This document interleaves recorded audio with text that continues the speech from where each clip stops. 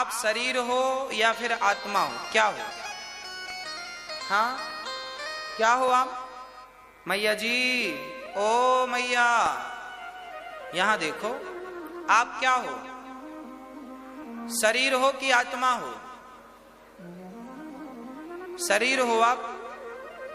आत्मा हो आप? क्या हो? दो ही ऑप्शन है, तीसरे का इंतजार नहीं करना। केबीसी नहीं है कि 4 ऑप्शन हो। यहां 2 वाला है। हम कौन हैं? हम शरीर नहीं हैं, हम आत्मा हैं। शरीर, यदि हम शरीर हैं तो फिर जब आदमी मर जाता है, आत्मा निकल जाती है, तब भी तो शरीर होता है। शरीर तो उस दम तक है जब तक वो जल नहीं जाता, पर आत्मा निकल जाने के बाद शरीर को रखता कौन है? शरीर की वैल्यू आत्मा से है। आत्मा निकल गई तो लोग 24 घंटे के भीतर जलाने की सोचते हैं। जलाओ, हाँ या ना? तो आप यदि शरीर थे, आप शरीर थे तो आप तो तब भी थे जब आप नहीं थे, अर्थात आत्मा नहीं थी। इसका मतलब मैं शरीर नहीं था, मैं तो आत्मा था। आत्मा चली गई तो लोग कहते हैं फलाना मर गया। आप तब तक नहीं मरे जब तक कि आपके भीतर आत्मा थी। शरीर की कोई कीमत नहीं है, आत्मा यदि ना हो तो। इसलिए आत्मा हो आप शरीर नहीं हो। अच्छा, आप शरीर नहीं हो, फिर भी शरीर को सजाते और संवारते हो कि नहीं? आप शरीर नहीं हो, फिर भी ख्याल किसका करते हो? शरीर का, है ना? लोगों के बाल झड़ने लगते हैं तो चिंता होने लगती है। बाल झड़ रहे हैं, गंजा ना हो जाऊं, बाल झड़ रहे हैं, बाल झड़ रहे हैं। कोई बुढ़ापे में सांवला हो गया, काला हो गया, काला हो गया, मैं काला हो गया, मैं काला हो गया, कौन सी क्रीम लगाऊं कि गोरा हो जाऊं? बाल पक गए, भैया कौन सी मेहंदी लगा लें, बताओ कौन सी वाली बढ़िया है, काला हो जाए। आप शरीर नहीं हो, फिर भी पूरी जिंदगी ख्याल किसका रखते हैं? शरीर का। यही अज्ञान है। वृंदावन के संत पूरे शरीर में ब्रज रज लगा लेते हैं। वृंदावन के रसिक संत पूरे शरीर में क्या लगा लेते हैं? ब्रज रज लगा लेते हैं।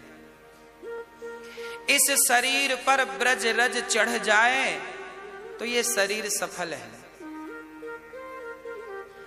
शरीर मोटा हो सकता है, शरीर पतला हो सकता है, शरीर गोरा और काला हो सकता है, पर आत्मा ना तो मोटी है, ना तो पतली है, ना तो गोरी है, ना तो काली है। ना तुम मोटे हो, ना तुम पतले हो, ना गोरे हो, ना काले हो, क्योंकि तुम आत्मा हो। परंतु आप हो आत्मा, पर आप लोगों ने मान रखा है कि आप शरीर हैं, इसलिए तो शरीर की गुलामी चल रही है। परफ्यूम डाल रहे हैं, कहां डाल रहे हैं? परफ्यूम डालते कि नहीं लोग? महंगे से महंगा परफ्यूम डालते हैं। किसके ऊपर डाल रहे हैं? उसके ऊपर जो है ही नहीं। आप आत्मा हो। शरीर 5 चीजों से मिलकर बनता है, पृथ्वी, जल, वायु, अग्नि, आकाश। और अंत में शरीर जब जलता है तो 5 तत्व 5 में लीन हो जाते। पृथ्वी तत्व पृथ्वी में चला गया। भाई अग्नि संस्कार होता ही इसीलिए है ताकि 5 तत्व 5 में लीन हो जाए। पृथ्वी तत्व पृथ्वी में, जल तत्व जल में, आकाश तत्व आकाश में, वायु तत्व वायु में, और जो बचा वो उसमें, पृथ्वी, जल, वायु, अग्नि, आकाश। सब चले गए। अब शरीर तो चला गया, 5 तत्वों में मिल गया, अब बचा क्या? अब बची आत्मा। आत्मा क्या है? आत्मा किस तत्व से मिलकर बनी है? तो आज मैं आपको आत्मा के बारे में बताऊं। आत्मा क्या है? आत्मा कृष्ण तत्व से मिलकर बनी है। आत्मा ही कृष्ण है और कृष्ण ही आत्मा है। आत्मा ही राम है और राम ही आत्मा है। जैसे दर्पण जब आप देखते हैं, दर्पण कांच आईना, जब आप दर्पण देखते हैं तो दर्पण में जो दिखता है आपकी शक्ल, वो क्या है? वो क्या है? वो आप नहीं है, वो आपका प्रतिबिंब है। दर्पण में हमें जो दिखता है वो हमारा क्या होता है? बोलो मेरी मां। वो प्रतिबिंब होता है। बिंब मैं हूं, बिंब मैं हूं, प्रतिबिंब दर्पण में दिख रहा है। जैसे आप अपने घर में घड़े में पानी भर के रख दो, आंगन में या छत में, तो उस घड़े के भीतर एक सूर्य नजर आएगा। आएगा कि नहीं? घड़े में पानी भरोगे और छत में रख दोगे तो सूर्य उसके भीतर नजर आएगा, जिसे बोलते हैं घटाकाश, जिसे बोलते हैं सूर्य का प्रतिबिंब। रात को आप पानी भर के रखो तो चांद का प्रतिबिंब उसमें उतर आता है, हाँ या ना? जैसे आपके घड़े में सूर्य का प्रतिबिंब उतर के आ गया, जैसे आपके घड़े में चांद का प्रतिबिंब उतर के आ गया, उसी प्रकार आपके शरीर में परमात्मा का प्रतिबिंब ही आत्मा है। वह आत्मा परमात्मा का प्रतिबिंब ही आत्मा के रूप में उतर के आ गया। आत्मा क्या है? यही तो आत्मा का परिचय है। इसी को कहने के लिए तो भगवान श्री कृष्ण ने गीता में पूरा 11वां अध्याय सुना डाला अर्जुन को। इतनी सी बात समझाने के लिए अर्जुन को इतनी बड़ी बातें भगवान कृष्ण को कहनी पड़ी। वासांसि जीर्णानि यथा विहाय नैनम छिन्दन्ति शस्त्राणि नैनम दहति पावकः। भगवान श्री कृष्ण अर्जुन को यही कहते हैं, ये आत्मा अजर है, अमर है, ना इसे आग जला सकती है, ना पानी सुखा सकता है, क्योंकि प्रतिबिंब है ना। अब सूर्य का प्रतिबिंब जो घड़े में दिख रहा था, क्या उस प्रतिबिंब को कोई अग्नि जला सकती है? क्या उस प्रतिबिंब को कोई हवा उड़ा सकती है? जैसे सूर्य का प्रतिबिंब कभी नष्ट नहीं होता, क्योंकि सूर्य नष्ट होगा तो प्रतिबिंब नष्ट होगा, सूर्य नष्ट नहीं होगा तो प्रतिबिंब के नष्ट होने का सवाल नहीं है। उसी प्रकार, अच्छा मुझे एक बात और बताओ कि सूर्य का प्रतिबिंब जो घड़े में दिख रहा था, अभी किसी ने घड़े पे एक लाठी मार दी और घड़ा टूट गया, तो वो प्रतिबिंब कहां चला जाता है? बताओ। पानी में मिल गया ना। सूर्य का प्रतिबिंब, आप दर्पण के सामने खड़े हैं, अभी आपका चित्र दर्पण में दिख रहा है, तभी किसी ने दर्पण तोड़ दिया, दर्पण नीचे गिर गया, तो आप कहां चले गए? आपका जो प्रतिबिंब दर्पण में था वो आप में है, आप में समा गया। अभी दर्पण में था, जब तक दर्पण था तो आपका प्रतिबिंब था, दर्पण हट गया तो प्रतिबिंब कहां? प्रतिबिंब बिंब में जाके मिल गया। अर्थात सूर्य का प्रतिबिंब सूर्य में जाके मिल गया। आदमी जब मरता है, लोग कहते हैं मर गया, तो वो परमात्मा का प्रतिबिंब आत्मा थी, वो आत्मा जाके परमात्मा में मिल गई, खत्म बात। अब प्रश्न ये खड़ा हो गया कि महाराज जी, शरीर 5 चीजों से मिलकर बना है, 5 में समा गया, आत्मा परमात्मा का स्वरूप है। गोस्वामी जी भी इस बात को लिख रहे हैं, ईश्वर अंश जीव अविनाशी, चेतन अमल सहज सुख राशि। ईश्वर का अंश ही आत्मा है, प्रतिबिंब ही आत्मा है। अब प्रश्न ये खड़ा हो गया कि शरीर 5 तत्वों में मिल गया, आत्मा परमात्मा में मिल गई, तो ये बताओ कि हमने जो पाप किया है, पुण्य किया है, इसका फल कौन भोगेगा? शरीर भोगेगा कि आत्मा भोगेगी? कौन भोगेगा? आत्मा काहे भोगेगी? नैनम छिंदंती शस्त्राणी, उसमें तो लिखा है गीता में आत्मा सुख दुख से परे है, स्वर्ग नरक से परे है। तो आत्मा तो भोग नहीं सकती, शरीर तो चिता में समाप्त हो गया, शरीर तो भोग नहीं सकता क्योंकि वो खत्म। अब एक चीज और है आपके भीतर,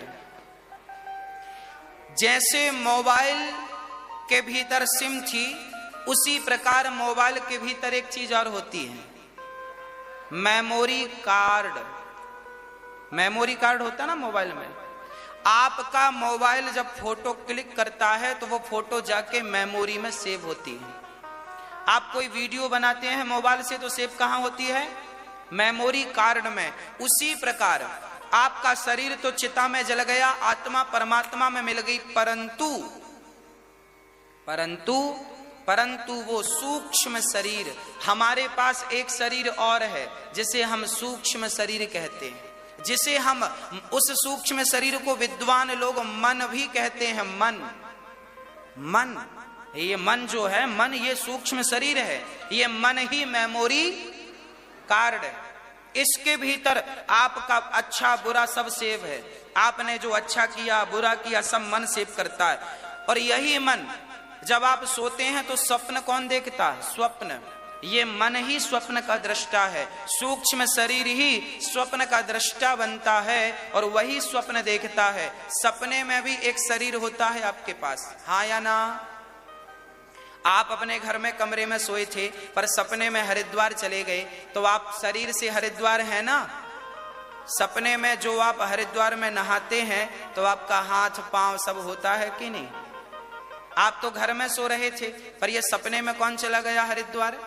और आप कह भी रहे हैं मुझे तो आज सपने में इनका दर्शन हुआ, उनका दर्शन हुआ, ये मिला वो मिला।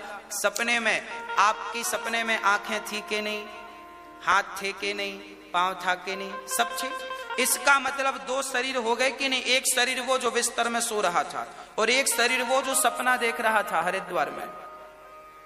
तो ये जो सपना देखने वाला स्वप्न का दृष्टा है, यही शरीर पांच तत्वों में मिल गया, आत्मा परमात्मा में। अब ये स्वप्न देखने वाला शरीर ही जाकर आपके पाप और पुण्य का फल भोगता है, यह सूक्ष्म शरीर।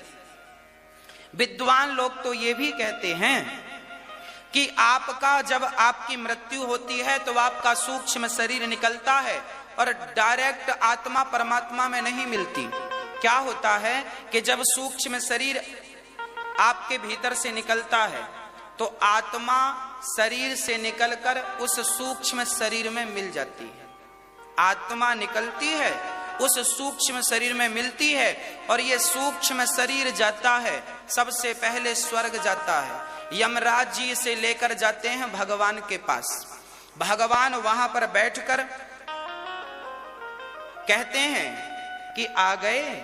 जब आप जाते हैं ना मर के, तो सबसे पहले भगवान के घर पेशी होती है। भगवान कहते हैं आ गए, आप कहते हैं हाँ। भगवान कहे कैसी रही तुम्हारी यात्रा 25, 50, 100 साल की? आप कहते हैं ठीक रही। भगवान बोले ठीक है नहीं, आओ देख लेते हैं। तो भगवान ने वहां बहुत बड़ी टीवी लगा रखी है, वहां पर आपकी वही मेमोरी कार्ड फंसा देते हैं टीवी पर, और जन्म से मृत्यु तक आपने जो जो किया है, पुण्य और पाप, भगवान सब देखते हैं तुम्हें बाजू में बिठाकर। और भगवान कहते हैं देख तू किसी के साथ गलत कर रहा, इसलिए तुझे भेजा था। पूरी आपकी पिक्चर चलती है आपके जन्म से मृत्यु तक, और आप देखते हैं। फिर भगवान कहते हैं यमराज जी से इनका हिसाब कर दो। तो हिसाब होता है। हिसाब कैसा? भगवान ने कहा हिसाब करो। यमराज जी ने कहा इनके 5 किलो पाप निकले हैं और 100 ग्राम पुण्य निकले हैं। तो भगवान कहते हैं देखो तुम्हें भेजा था पुण्य करने, पर तुम तो पाप करके आ गए, अब क्या करें? तो पाप की सजा देने के लिए भगवान कहते हैं 5 किलो पाप हैं, तो जाओ पहले पापों का फल भोग लो। तो पापों का फल भोगने के लिए तुम्हें मृत्यु लोक में फिर आना पड़ता है। क्या बन करके? जीव जंतु बन करके। चींटी, हाथी, मच्छर, मक्खी, नाना प्रकार की योनियां हैं। ये तुम्हारे कर्मों का फल ही तो है। चमगादड़ उल्टा क्यों लटकी है? क्योंकि उल्टे काम किए हैं तो भगवान उल्टा लटकाया है। गंदे गंदे काम किए हो तो मक्खी बन करके मलमूत्र में बैठना पड़ता है, और भी गंदे काम किए हो तो नाली का कीड़ा बन के मलमूत्र में रहना पड़ता है। शास्त्रों में लिखा है, वैतरणी नाम की एक नदी है नरक में, उसमें वहां पर कूद रहना पड़ता है, वही खाना है, वही वो एक्चुअली सच्चाई यह है कि वो नाला और नाली ही है। मलमूत्र बह रहा है, नाली का कीड़ा वही खाता है। भगवान तुम्हें नाली का कीड़ा बनाते हैं तो वही मलमूत्र खा के रहना पड़ता है। वो 5 किलो पाप तुम्हें खत्म करना पड़ेगा, कुछ भी बन के खत्म करो। क्या बनना है आप लोग डिसाइड कर लो। जब आप 5 किलो पाप भोग करके फिर जाएंगे तब भगवान कहेंगे आओ अब 100 ग्राम पुण्य जो तुम्हारे किए थे वो हैं, तो 100 ग्राम पुण्य के बल पर तुम्हें भगवान फिर एक बार अवसर देते हैं, मनुष्य का तन बना करके, तन दे करके संसार में भेज देते हैं। इसीलिए गोस्वामी जी लिख रहे हैं कि बड़े भाग्य मानुष तन पावा। तुमने जो 100 ग्राम पुण्य किए थे वही पुण्य का फल ये मनुष्य का तन है। अब गलतियां ना करना, नहीं फिर 10 किलो पाप इकट्ठा कर लो। जैसी करनी वैसी भरनी, आज किया कल पाएगा। और चढ़ता सूरज धीरे धीरे ढलता है। गर्मी तो सूर्य की भी नहीं चलती, सूर्य की भी टिकती नहीं है, आपकी और हमारी क्या टिकेगी। इसलिए पाप ना हो, केवल पुण्य हो।